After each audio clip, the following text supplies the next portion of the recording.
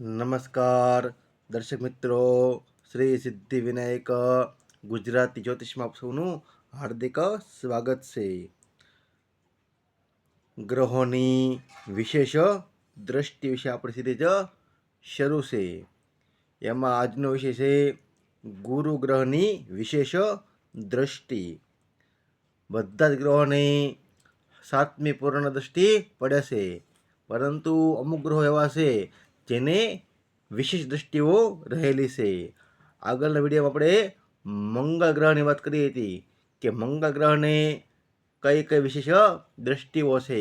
આજે આપણે જાણીશું કે ગ્રહોમાં જે ગુરુદેવ છે એને 7મી દ્રષ્ટિ તો છે જ તે, એ સિવાય એને વિશેષ દ્રષ્ટિઓ કઈ કઈ મળેલી છે તેના વિશે આજે આપણે જાણીશું. જો મિત્રો, કોઈ પણ ભાવમાં ગ્રહો બેઠા હોય એનાથી એ 7મી સ્થાનમાં પૂર્ણ દ્રષ્ટિ કરે છે. સમજી લો કે ગ્રહ અહીંયા બેઠા છે તો એની અહીંયા દ્રષ્ટિ થાય છે 7મા ભાવમાં. અહીંયા બેઠા હોય ગ્રહ તો એની 7મી દ્રષ્ટિ થાય છે 10મા ભાવમાં. સમજી લો કે ગ્રહો 9મા ભાવમાં બેઠા હોય તો એની 7મી દ્રષ્ટિ થાય છે 3જા ભાવમાં. પરંતુ એ સિવાય અમુક ગ્રહો એવા છે કે જેને વિશેષ દ્રષ્ટિઓ રહેલી છે. બધા ગ્રહોની વિશેષ દ્રષ્ટિઓ હોતી નથી. અમુક ગ્રહો એવા છે જેને વિશેષ દ્રષ્ટિઓ પ્રાપ્ત છે. એવા જ ગુરુ ગ્રહ જેને વિશેષ દ્રષ્ટિઓ પણ રહેલી છે. ગુરુદેવને 2 વિશેષ દ્રષ્ટિઓ પ્રાપ્ત છે. એક છે 5મી અને એક છે 9મી. ગુરુ જે પણ ભાવમાં બેઠા હોય એનાથી એ 7મા ભાવની દ્રષ્ટિ કરે જ છે, પરંતુ એ સિવાય એને 2 વિશેષ દ્રષ્ટિઓ મળેલી છે, 5મી અને 9મી. ગુરુ જે પણ ભાવમાં બેઠા હોય એનાથી એ જે પણ 5મો ભાવ બનતો હોય ત્યાં ગુરુની પૂર્ણ દ્રષ્ટિ પડે છે અને 9મા ભાવમાં એની પૂર્ણ દ્રષ્ટિ પડે છે. સમજી લો, આપણે ઉદાહરણ લઈએ તો જન્મકુંડળીમાં ગુરુ પ્રથમ ભાવમાં હોય. આ મેં 1 2 લખેલા છે, એ ભાવના નામ લખેલા છે. સમજી લો કે ગુરુ પ્રથમ ભાવમાં હોય, રાશિ અહીંયા કોઈ પણ હોઈ શકે. ગુરુ પ્રથમ ભાવમાં અહીંયા હોય તો એની 5મી દ્રષ્ટિ ક્યાં પડશે? તો 1 2 3 4 અને 5. એની 5મી દ્રષ્ટિ છે એ 5મા ભાવ ઉપર પડે છે. અહીંયા જે રાશિઓ હોય એના ઉપર પડે છે, અહીંયા જે ગ્રહ હોય એના ઉપર પડે છે. કદાચ ગ્રહ હોય કે ન હોય પણ એની જે દ્રષ્ટિ છે એ ભાવ ઉપર પૂર્ણ પડે છે. 9મી દ્રષ્ટિ આ 5 6 7 8 અને 9 અહીંયા પણ એની પૂર્ણ દ્રષ્ટિ પડે છે. તો ગુરુની બે જે વિશેષ દ્રષ્ટિઓ છે 5 અને 9.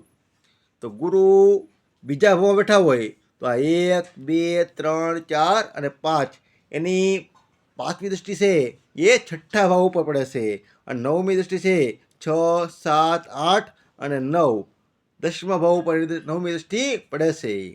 3જા ભાવમાં ગુરુદેવ બેઠા હોય તો 1 2 3 4 5 અને 6. 8મા ભાવ નહીં, 1 2 3 4 અને 5. 7મા ભાવમાં એની પૂર્ણ દ્રષ્ટિ પડે છે. 6 7 8 અને 9. ગુરુ 3જા ભાવમાં બેઠા હોય તો 9મી દ્રષ્ટિ પડે છે એની 11મા ભાવ ઉપર. ગુરુ 4થા ભાવમાં બેઠા હોય તો એની 5મી દ્રષ્ટિ પડે છે 1 2 3 4 અને 5. 8મા ભાવમાં 6 7 8 અને 9. 9મી દ્રષ્ટિ પડે છે એની 12મા ભાવમાં.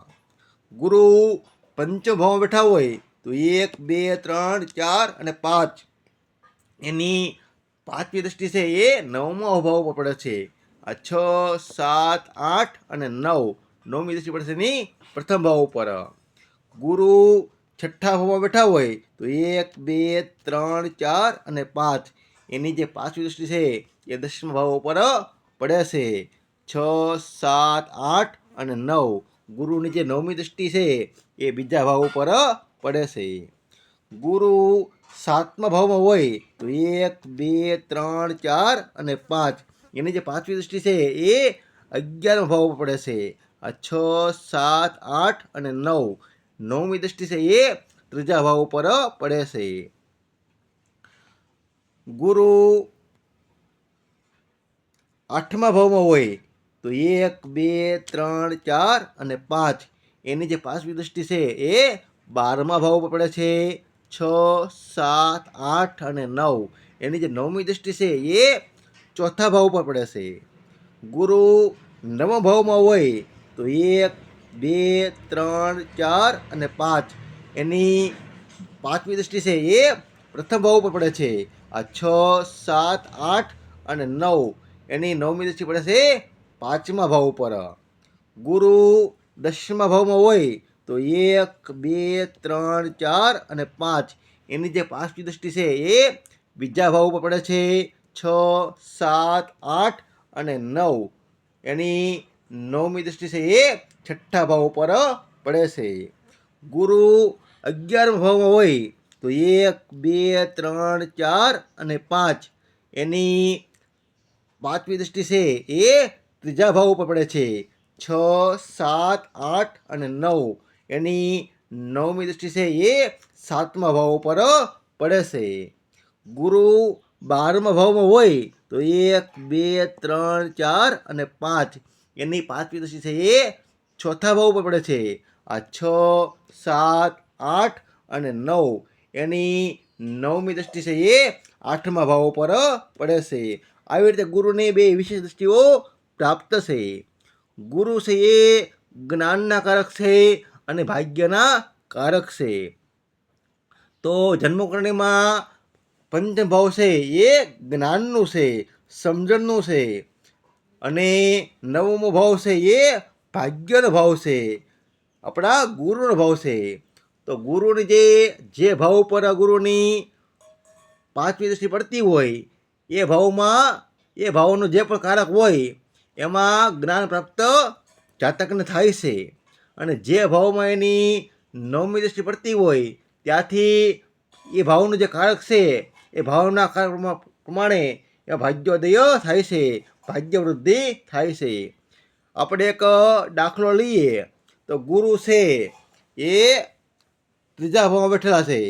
તો 1, 2, 3, 4 અને 5 એની પાંચમી દૃષ્ટિ છે એ સાતમા ભાવ પર પડે છે. તો સાતમો ભાવ છે એ વેપારનો ભાવ છે, પત્નીનો ભાવ છે, ભાગીદારીનો ભાવ છે. તો આ જો આ ભાવનો કારક છે એમાં સારું જ્ઞાન મળે છે. પત્નીની ચોઈસમાં સારું જ્ઞાન ધરાવે છે. ભાગીદારી કોની હારે કરવી કે કોની હારે ન કરવી, વેપારમાં કેમ વિકાસ કરવો, એમાં બધું જ્ઞાન જાતકને પ્રાપ્ત થાય છે. કારણ કે પંચમ ભાવ છે એ જ્ઞાનનો ભાવ છે. સમજી, જન્મકુંડળીમાં પંચમ ભાવ જ્ઞાનનો છે. તો ગુરુ છે જ્ઞાનના કારક છે. તો ગુરુની જે પાંચમી દૃષ્ટિ પડતી હોય જે ભાવ ઉપર એ ભાવના કારક પ્રમાણે જ્ઞાન મળે છે. ત્યાંથી એની સમજણની વૃદ્ધિ થાય છે. અને ગુરુની નવમી દૃષ્ટિ પડે છે 11 ભાવ ઉપર. જુઓ 1, 2, 3, 4, 5, 6, 7, 8 અને 9 નવમી દૃષ્ટિ પડે છે 11 ભાવમાં. તો ગુરુ ત્રીજા ભાવ બેઠા હોય તો એની નવમી દૃષ્ટિ પડે છે 11 ભાવમાં. 11 ભાવ છે એ સોશિયલ મીડિયાનો છે, સમાજનો છે. તો સમાજથી એને લાભ મળે છે. 11 ભાવ છે એ મિત્રોનો ભાવ છે. તો મિત્રથી પણ એને લાભ મળે છે. એનો ભાગ્યોદય આમ કહીએ કે સમાજથી થાય છે, મિત્રો દ્વારા થાય છે. એની હારે એને કેવી રીતે સારા સંબંધ રાખે, મિત્રોનું માન જાળવે, મિત્રો હારે સારા સંબંધ રાખે તો એનો ભાગ્યોદય થાય છે, ભાગ્ય વૃદ્ધિ રહે છે. આવી રીતે ગુરુ કોઈ પણ ભાવમાં હોય ત્યાંથી જે પાંચમો ભાવ પડતો હોય એ ભાવના કારક જે હોય એમાંથી એને જ્ઞાન મળે છે, સમજણ મળે છે.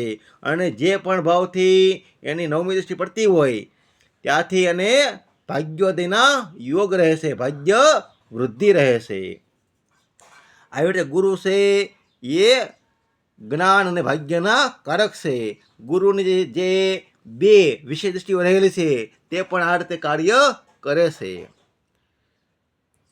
ગુજરાતી જ્યોતિષ જ્ઞાન વૃદ્ધિ માટે મારી શ્રી સિદ્ધિ વિનાયક ગુજરાતી જ્યોતિષ ચેનલને સબસ્ક્રાઈબ કરી શકો છો. કુંડળી માટે આ નંબર પર કોન્ટેક કરી શકો છો. મિત્રો, વિડીયો પસંદ આવે તો લાઈક કરો, શેર કરો અને ચેનલને સબસ્ક્રાઈબ કરો. આપણે જાણ્યું કે ગુરુની વિશેષ દ્રષ્ટિઓ.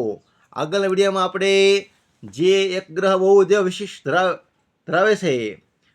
ધરાવે છે એની કઈ કઈ દ્રષ્ટિઓ વધારાની છે તેના વિશે આપણે આગળ વિડીયોમાં જાણશું.